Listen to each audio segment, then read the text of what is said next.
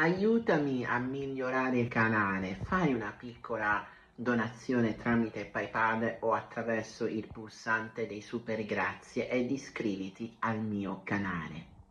La nuova edizione del People Show di Maria De Filippi parte con una sorpresa.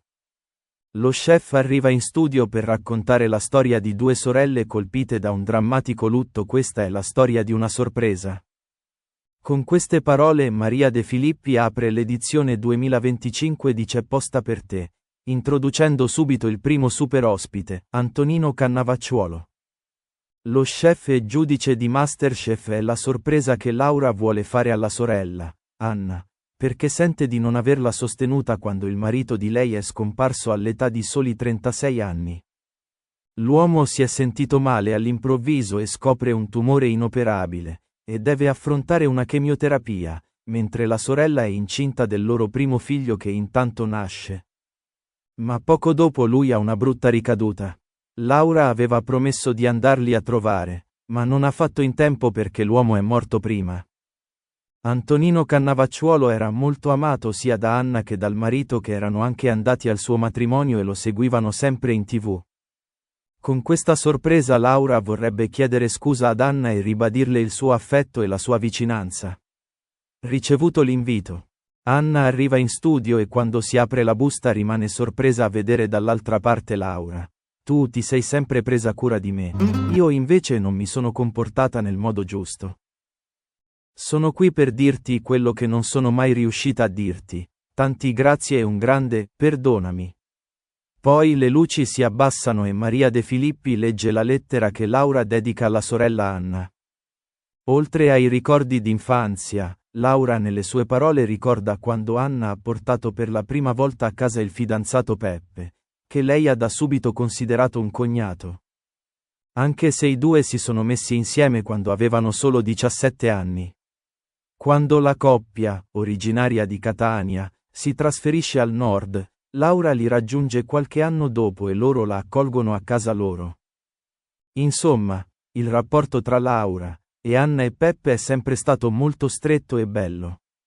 Poi la lettera ripercorre la malattia del cognato, la nascita del nipotino con quel po' di speranza che una ripresa aveva portato e poi, la fine con il rimorso per non essere stata vicina alla sorella quanto le sarebbe servito. Mentre la conduttrice legge queste parole, Anna scoppia comprensibilmente in lacrime. Maria De Filippi continua a leggere parole che servono a chiedere in ogni modo perdono a questa donna così addolorata e sfortunata, e ad assicurarle che la sorella le sarà sempre vicina. Dopo tante lacrime, quando arriva la sorpresa ed entra chef Cannavacciuolo, il sorriso di Anna torna sul suo viso.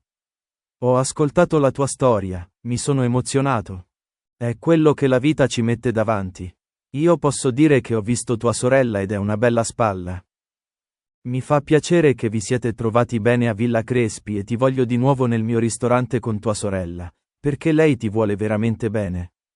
Sì, lo so, e non ha nulla da farsi perdonare. Poi avete un dono, un figlio è sempre un dono e nei suoi occhi vedrai il papà.